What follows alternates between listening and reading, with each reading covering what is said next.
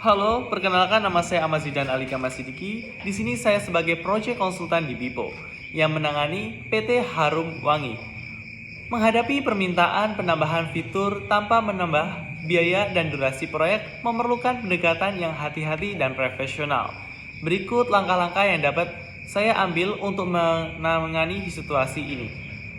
Langkah yang pertama yakni evaluasi dampak permintaan penambahan fitur, di mana sebelum berkomunikasi dengan klien, lakukan evaluasi mendalam bersama tim engineer mengenai dampak penambahan fitur tracking karyawan terhadap durasi proyek, biaya, dan sumber daya.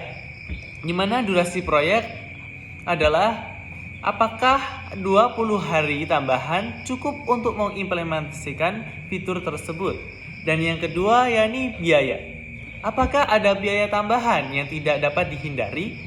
Dan yang ketiga adalah sumber daya. Apakah tim memiliki kapasitas untuk menangani penambahan ini tanpa mengorbankan kualitas? Dokumentasikan semua temuan ini untuk digunakan dalam diskusi selanjutnya. Nah, langkah yang kedua yakni komunikasikan dampak kepada klien. Di sini atur pertemuan dengan PT Harum Wangi untuk menyampaikan hasil evaluasi secara transparan dan jelaskan bahwa yang pertama durasi proyek, biaya, dan sumber daya. Di durasi proyek ini penambahan fitur memerlukan waktu tambahan 20 hari sehingga total durasi menjadi 60 hari.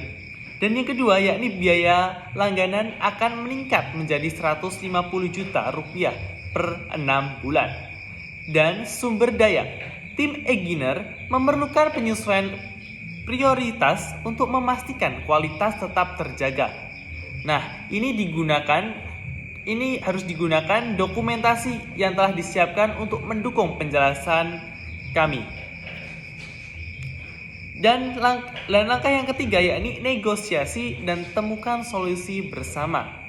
Jika PT Harum Wangi tetap menginginkan penambahan fitur tanpa perubahan biaya dan durasi, pertimbangkan alternatif sebagai berikut. Ada modifikasi fitur, pengaturan ulang prioritas, dan penyusunan ulang timeline. Yang pertama yakni modifikasi fitur. Implementasikan versi dasar dari fitur tracking yang lebih sederhana dan cepat diintegrasikan. Dan yang kedua, pengaturan ulang prioritas. Tunda beberapa fitur non-krusial untuk fokus pada penambahan fitur tracking. Dan yang ketiga, penyusunan ulang timeline. Jika memungkinkan, sesuaikan timeline untuk mengkomunikasikan perubahan tanpa mengorbankan kualitasnya. Nah, ini didiskusikan opsi-opsi ini dengan klien dan tim engineer untuk mencapai kesepakatan saling menguntungkan. Langkah yang keempat yakni dokumentasikan semua perubahan. Setelah mencapai kesepakatan, pastikan untuk memperbarui kontrak. Revisi kontrak untuk mencerminkan perubahan, biaya, dan durasi. Dan yang kedua yakni menyesuaikan rencana proyek.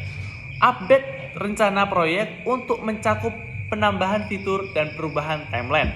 Dan yang terakhir ini adalah mendokumentasikan komunikasi.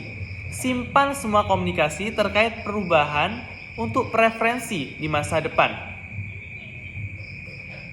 Nah, dokumentasi yang baik membantu menjaga rekam jejak komunikasi dan meminimalisir risiko kesalahpahaman di kemudian hari. Dengan pendekatan yang transparan dan kolaboratif dan terstruktur, saya dapat mengolah permintaan perubahan ini dengan efektif, menjaga hubungan dengan baik dengan klien dan memastikan keberhasilan proyek. Cukup sekian pemaparan dari saya. Saya undur diri. Wassalamualaikum warahmatullahi wabarakatuh.